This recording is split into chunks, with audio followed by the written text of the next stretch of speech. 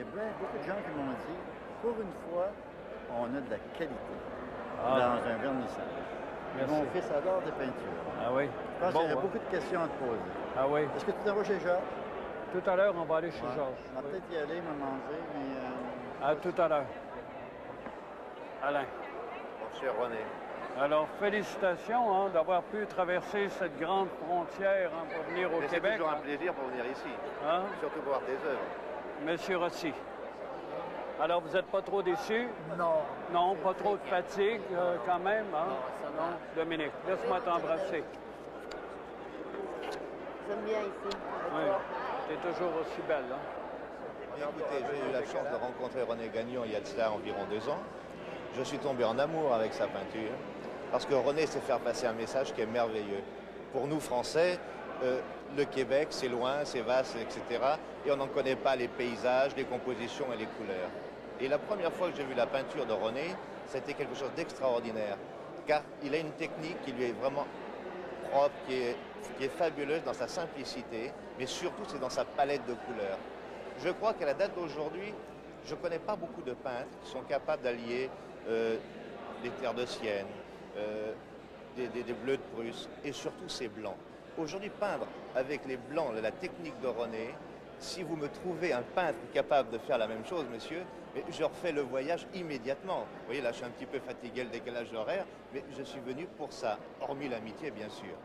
Eh bien, ma foi, je ne l'ai pas acheté en considération de mon amitié pour René Gagnon, mais en considération de l'œuvre elle-même.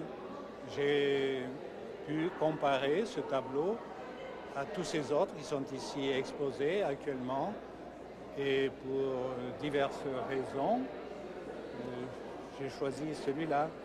Je n'avais qu'une peur, c'est que quelqu'un d'autre ne le prenne avant. Qu'est-ce qui arrive? Bonjour.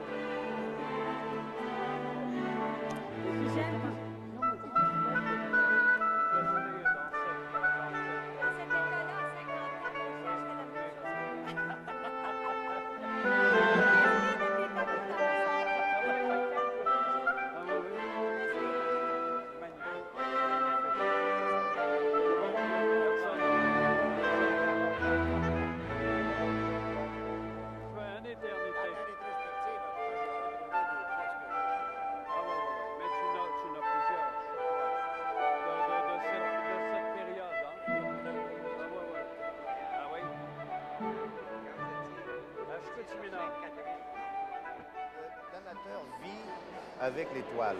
Il les accroche à ses murs, il vit avec, il les contemple, il les admire. Ils font partie de son univers.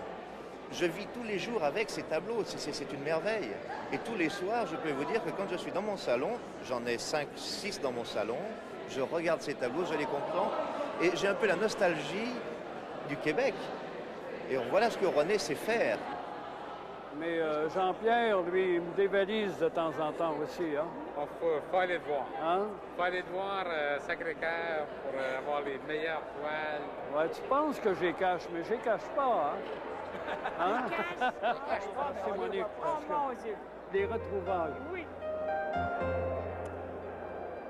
Les retrouvailles. Tu m'as pas dit qu'est-ce qu'elle fait.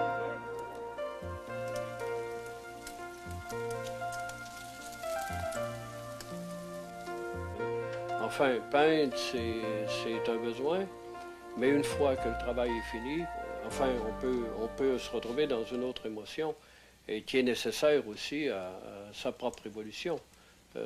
Partager des connaissances, apprendre des autres. Pour moi, c'est très, très, très important d'apprendre des autres. Et ce qu'un autre peut nous transmettre, ce qu'un autre peut nous donner, et ne serait-ce que de se changer des recettes, par exemple en gastronomie. Moi, je trouve que c'est formidable, tout ce contact avec des êtres humains, avec des amis. Regardez comment c'est beau! Quand on regarde tout ce qui a été fait en art pictural, en peinture, tous les sujets ont été attaqués, tout a été fait. Si on regarde, par exemple, dans le coin de Baie-Saint-Paul, on ne pouvait pas le faire mieux que René Richard le fait, par exemple. Si on regarde dans le coin de Hall et de la Gatineau, Masson ne pouvait pas le faire mieux qu'il le fait. Et si on regarde dans d'autres coins du Québec, enfin, chaque coin du Québec a des sujets très particuliers. C'est ce qui fait que ces sujets-là, si on veut, ils peuvent être exportés, si vous voulez, sur la planète. Enfin, on peut, à partir d'un sujet qui est complètement ce qu'on pourrait appeler un sujet neuf, il peut se montrer n'importe où. Et là, c'est là qu'on peut arriver à devenir international.